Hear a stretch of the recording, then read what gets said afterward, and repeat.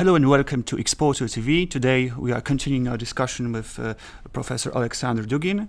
Mr. Dugin, is it possible from Russian perspective to have relations with Poland, which would be maybe in the future an independent player? We know about some geopolitical constructions that I know in Poland, such as building some soft power in the Central and Eastern Europe.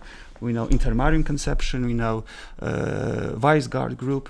Is it possible to, from Russian perspective, to maintain good relations with Poland, which has some imperial ambitions in the Central Europe?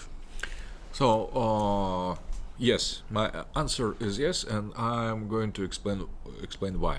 First of all, historically, Polish ambitions were used to create a sanitarian cordon in order to separate and divide Russia from continental Europe, first of all of Germany. That was colonial strategy of Anglo-Saxons in order, and Poland never was considered in these plans as a kind of really independent player. That was considered as a tool for British global imperialism.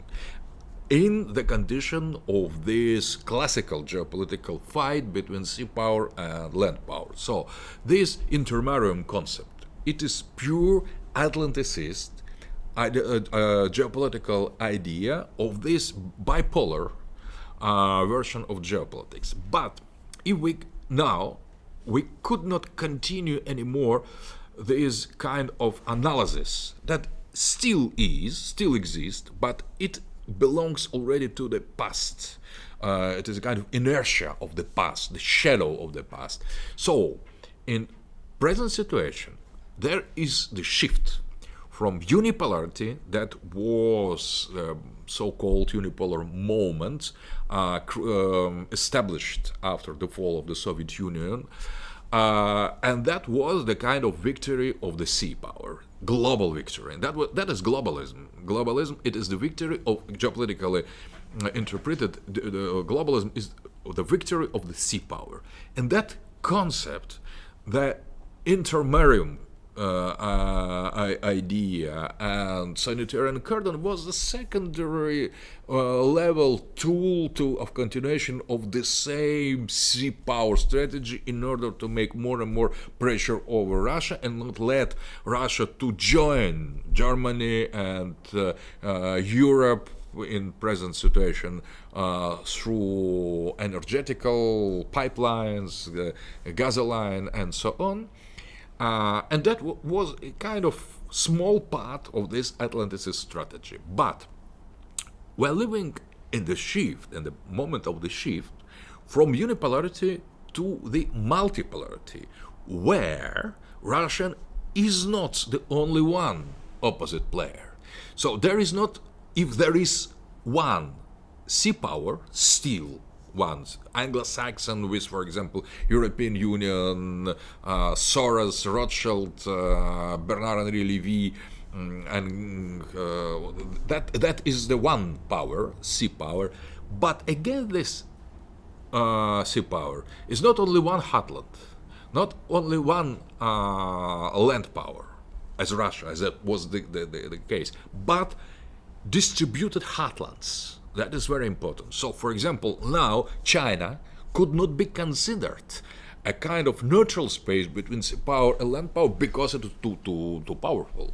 So we need to accept China as independent player. That could be a kind of space under Chinese influence, but it could be completely independent and sovereign, as it is more and more clear the case now. In that sense, the same for Islamic territories space. It could be the other heartland, and Europe could be the other heartland. Not absolutely pro-Russian or against the sea power, but independent from sea power. And the Brexit will give us, when finally it will be realized, will give the condition, will give the possibility to go in that sense. So I think the Europe, Western Europe, as we see in the Italian government or the Yellow Vests protesters in the France, or for example AfD rise in Germany.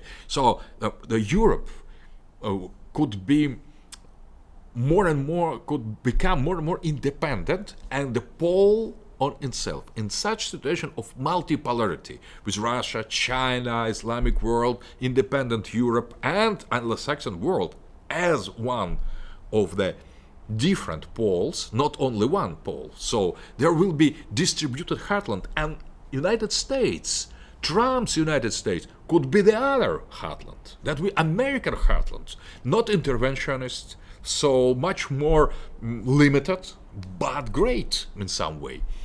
And in that situation of multipolarity, I think intermarrying concept, Eastern Europe, and the role of Poland could completely change its role, its mission and function.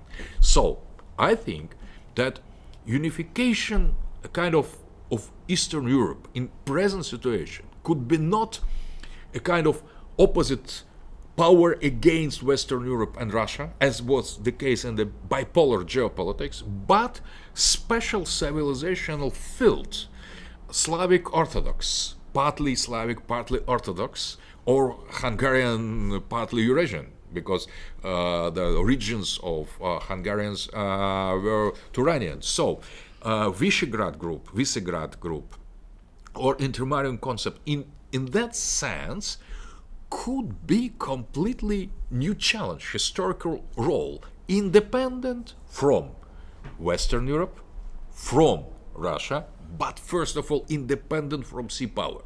That will be kind of Eastern European heartland concept.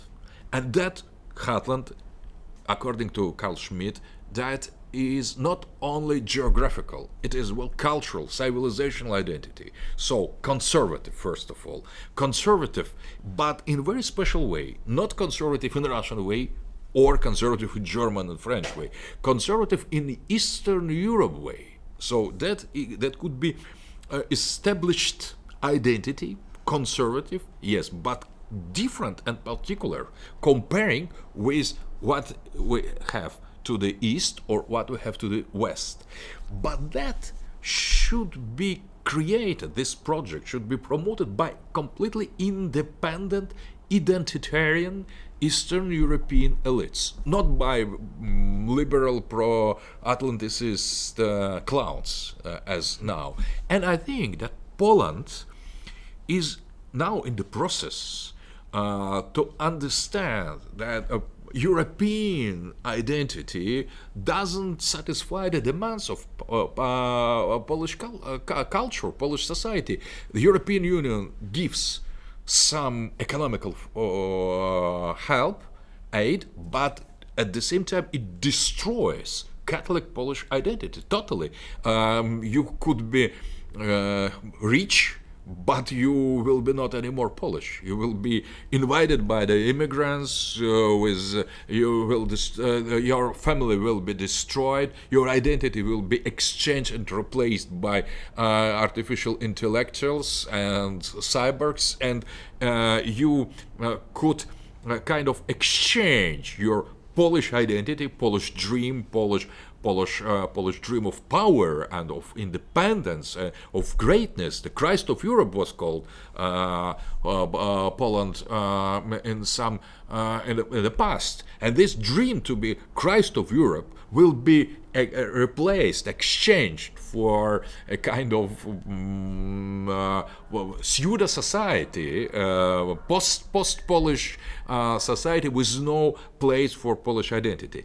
And that is what will follow if Poland will be in the same camp with sea power. But if Poland will choose its real sovereignty and independence, that will not mean that Poland should necessarily join Russia.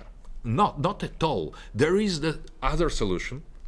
And that is solution, I think, that a kind of greater Eastern Europe project. So Visegrad group that rejects Western European ultra-liberal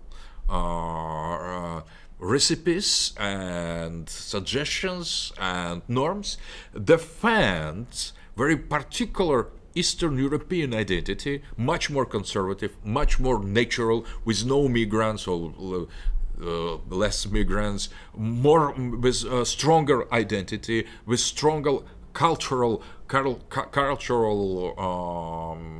particularities, as in Hungary of Orban, and I think Austria as well rejects more and more Western Europe, but Austria is the core of Europe.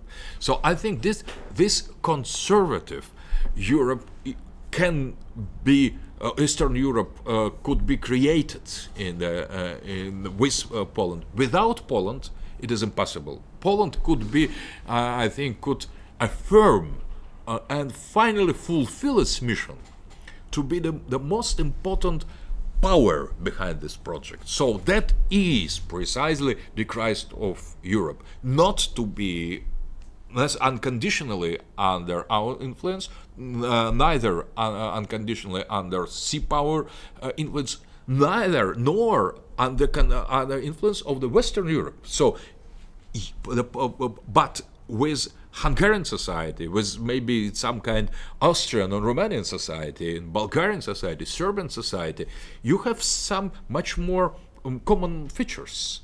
And I think that is idea of heartland, Eastern European heartland, independent from us and from the Western Europe, and above all from globalists. It is the challenge for Poland, and that is the only way, because otherwise you will be tool, you will be instrumentalized, you will be destroyed, whether economically or morally or culturally or